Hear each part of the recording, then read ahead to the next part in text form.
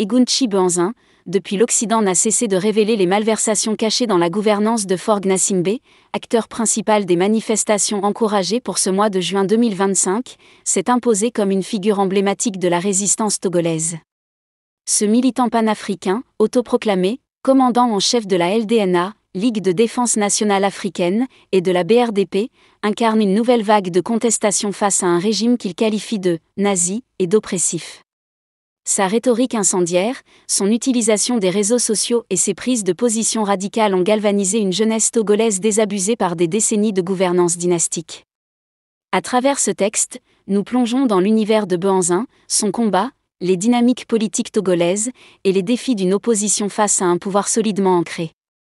Pour comprendre l'émergence d'Egunchi Banzin, il faut remonter aux racines du pouvoir au Togo.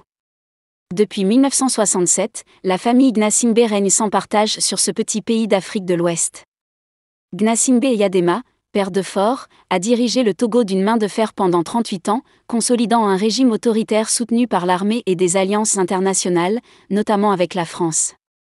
À sa mort en 2005, Faure Gnassingbé, alors ministre, s'empare du pouvoir dans des conditions controversées, marquées par une élection sanglante qui, selon un rapport de l'ONU, aurait coûté la vie à environ 500 personnes.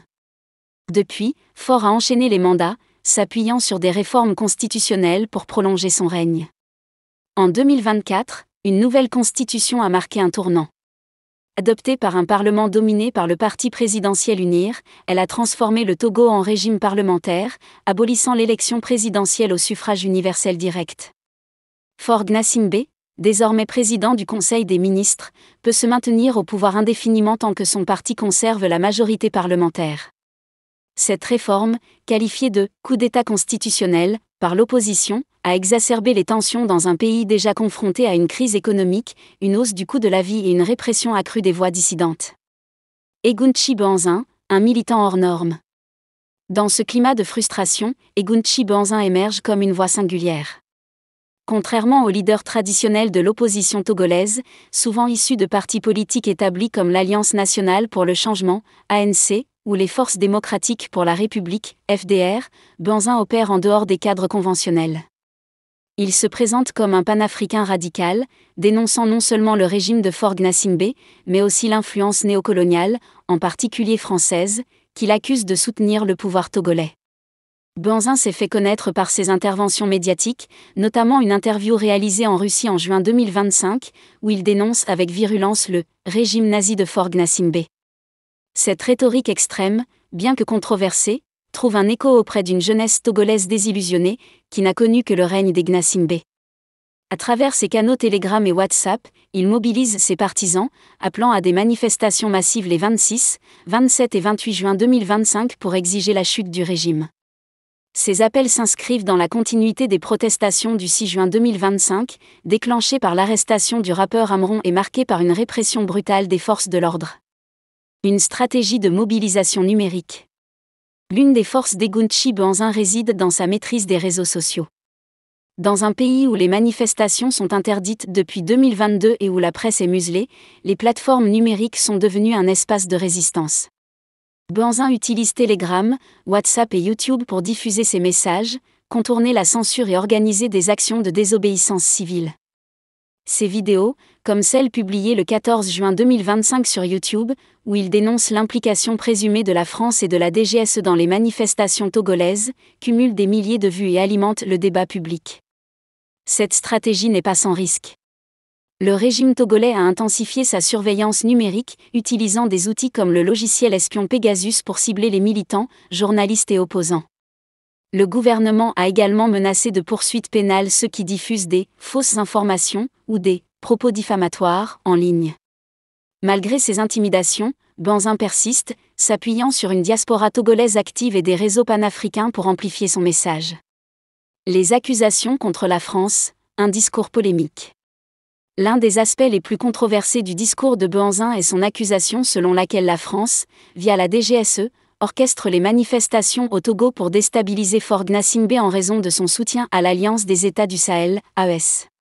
Il affirme que les conseillers du régime, y compris le défunt juriste français Charles Desbaches, sont des agents de l'influence française, et que l'ambassadeur de France à Lomé serait le véritable décideur au Togo. Ce narratif, bien que séduisant pour une partie de la population sensible aux discours anti-impérialistes, manque de preuves concrètes et divise les opposants. Certains analystes togolais, comme Nathaniel Olympio du mouvement « Touche pas à ma constitution », estiment que ces accusations peuvent détourner l'attention des véritables enjeux internes, comme la nécessité d'une transition démocratique. D'autres, au sein de la société civile, saluent la capacité de Benzin à briser le « mur de la peur » en mobilisant une jeunesse apolitique jusqu'alors. Quoi qu'il en soit, son discours anti-français s'inscrit dans un contexte régional où les sentiments anti-occidentaux gagnent du terrain, notamment au Sahel. Les manifestations de juin 2025, un tournant. Les manifestations du 6 juin 2025, coïncidant avec l'anniversaire de Faure Gnassingbé, ont marqué un moment charnière dans la contestation togolaise. Lancées à l'appel du rappeur Amron, ces protestations ont vu des centaines de jeunes descendre dans les rues de Lomé pour dénoncer la réforme constitutionnelle, la vie chère et l'arrestation de figures critiques du régime. La répression fut immédiate, gaz lacrymogène, arrestations massives et déploiement de forces de sécurité dans les quartiers stratégiques de la capitale.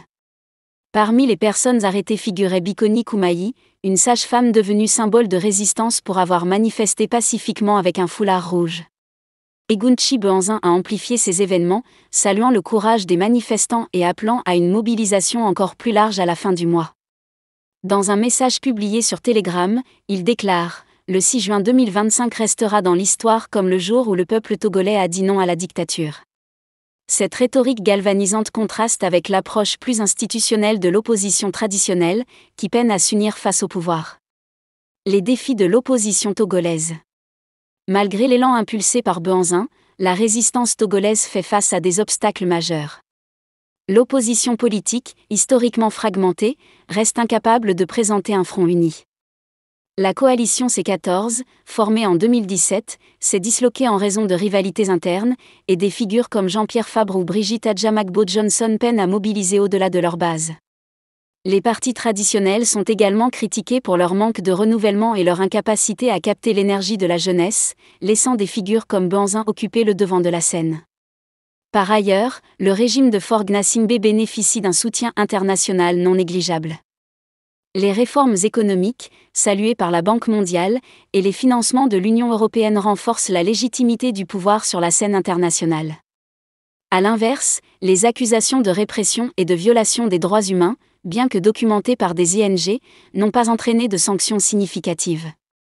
Cette dynamique complique la tâche des militants comme Benzin, qui doivent naviguer entre mobilisation locale et plaidoyer international. L'avenir de la lutte de Benzin. À l'approche des manifestations prévues pour fin juin 2025, Egunchi Benzin se trouve à un carrefour. Sa capacité à transformer la colère populaire en un mouvement structuré sera déterminante. Jusqu'à présent, son approche, bien que charismatique, reste marquée par une rhétorique polarisante et un manque de propositions concrètes pour une transition démocratique. Certains observateurs craignent que son discours radical ne conduise à une escalade de la violence, dans un pays où la répression a déjà fait des dizaines de victimes. Pourtant, Benzin incarne un espoir pour une génération togolaise qui refuse de se résigner. Comme le souligne David Dosset, porte-parole du Front citoyen Togo Debout, le mur de la peur est en train de se fissurer. La mobilisation du 6 juin, bien que réprimée, a montré que la jeunesse est prête à braver les interdictions pour faire entendre sa voix.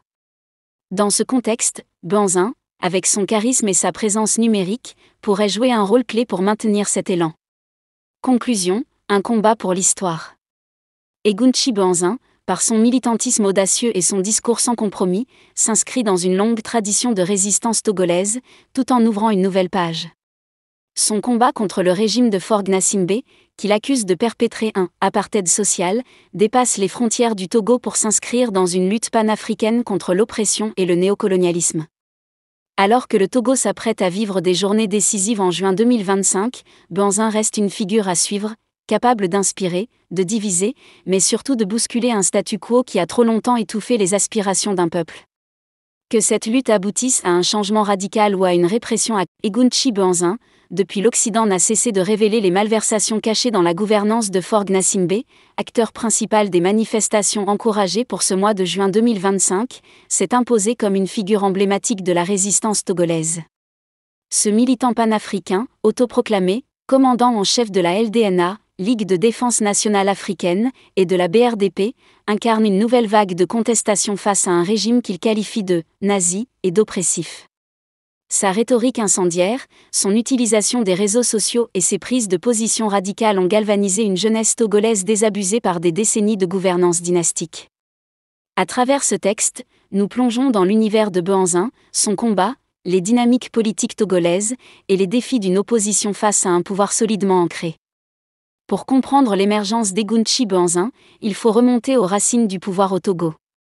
Depuis 1967, la famille Gnassingbé règne sans partage sur ce petit pays d'Afrique de l'Ouest. Gnassingbé Eyadema, père de Faure, a dirigé le Togo d'une main de fer pendant 38 ans, consolidant un régime autoritaire soutenu par l'armée et des alliances internationales, notamment avec la France. À sa mort en 2005, Faure Gnassingbé, alors ministre, s'empare du pouvoir dans des conditions controversées, marquées par une élection sanglante qui, selon un rapport de l'ONU, aurait coûté la vie à environ 500 personnes. Depuis, Faure a enchaîné les mandats, s'appuyant sur des réformes constitutionnelles pour prolonger son règne. En 2024, une nouvelle constitution a marqué un tournant. Adoptée par un parlement dominé par le parti présidentiel UNIR, elle a transformé le Togo en régime parlementaire, abolissant l'élection présidentielle au suffrage universel direct. Faure Gnassingbé, désormais président du Conseil des ministres, peut se maintenir au pouvoir indéfiniment tant que son parti conserve la majorité parlementaire. Cette réforme, qualifiée de « coup d'État constitutionnel » par l'opposition, a exacerbé les tensions dans un pays déjà confronté à une crise économique, une hausse du coût de la vie et une répression accrue des voix dissidentes. Egunchi Banzin, un militant hors norme. Dans ce climat de frustration, Egunchi Banzin émerge comme une voix singulière. Contrairement aux leaders traditionnels de l'opposition togolaise, souvent issus de partis politiques établis comme l'Alliance nationale pour le changement, ANC, ou les Forces démocratiques pour la République, FDR, Banzin opère en dehors des cadres conventionnels. Il se présente comme un panafricain radical, dénonçant non seulement le régime de Faure Gnassingbé, mais aussi l'influence néocoloniale, en particulier française, qu'il accuse de soutenir le pouvoir togolais.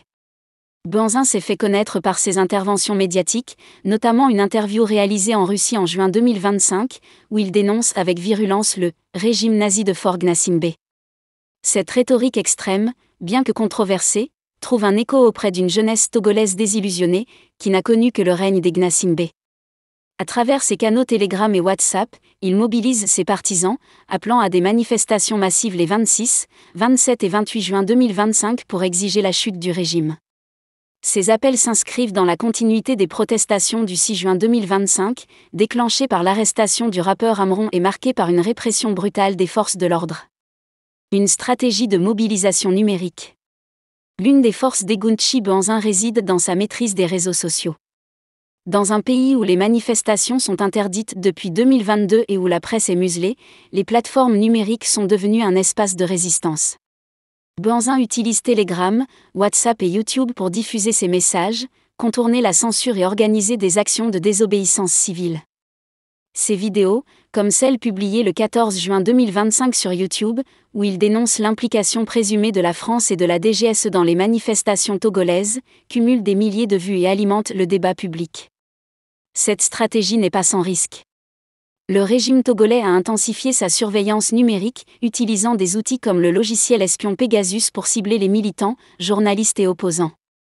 Le gouvernement a également menacé de poursuites pénales ceux qui diffusent des « fausses informations » ou des « propos diffamatoires » en ligne. Malgré ces intimidations, Banzin persiste, s'appuyant sur une diaspora togolaise active et des réseaux panafricains pour amplifier son message. Les accusations contre la France, un discours polémique.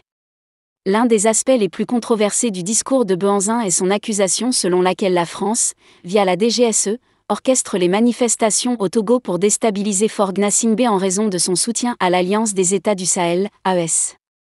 Il affirme que les conseillers du régime, y compris le défunt juriste français Charles Desbaches, sont des agents de l'influence française, et que l'ambassadeur de France à Lomé serait le véritable décideur au Togo. Ce narratif, bien que séduisant pour une partie de la population sensible aux discours anti-impérialistes, manque de preuves concrètes et divise les opposants. Certains analystes togolais, comme Nathaniel Olympio du mouvement « Touche pas à ma constitution », estiment que ces accusations peuvent détourner l'attention des véritables enjeux internes, comme la nécessité d'une transition démocratique. D'autres, au sein de la société civile, saluent la capacité de Benzin à briser le « mur de la peur » en mobilisant une jeunesse apolitique jusqu'alors. Quoi qu'il en soit, son discours anti-français s'inscrit dans un contexte régional où les sentiments anti-occidentaux gagnent du terrain, notamment au Sahel.